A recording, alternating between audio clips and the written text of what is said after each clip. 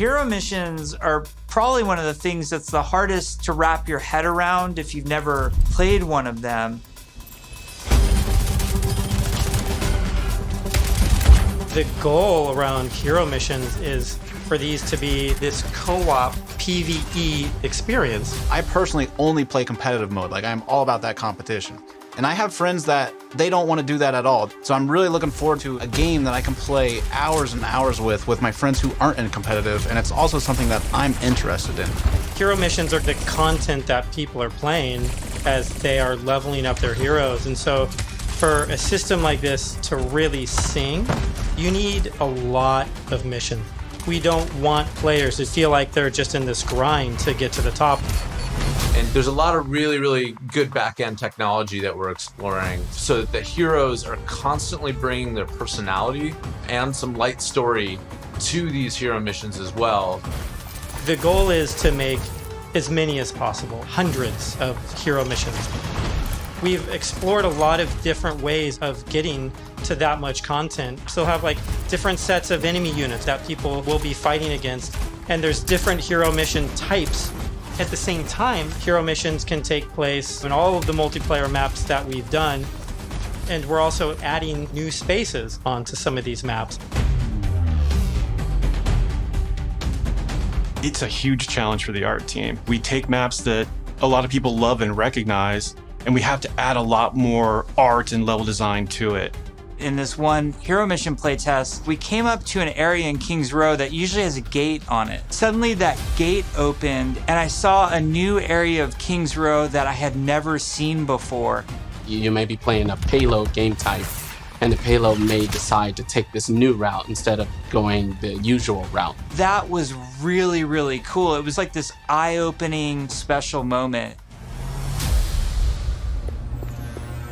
Lan, our lead tech artist on the environment side, very early on her own free time, made a prototype of a Sandstorm on the Temple of Anubis map. And at the time, we didn't know what we wanted to do with that, but it looked awesome.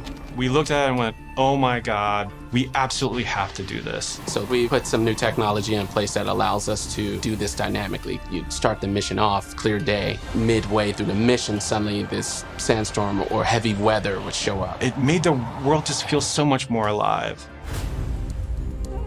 There's a sunset, daytime, nighttime, but depending on where you are in the world, these look different. California or Hollywood would have what we call a California sun. In New Bonny, there's a great African sun that happens there. You start to get a sense of space and mood. This is what really brings the levels to life. For me, the dynamic world's exciting. Just seeing these dramatic landscapes, the wind and the atmosphere blowing by. It's a much more cinematic experience for the player. Before you start a mission, you look at a map.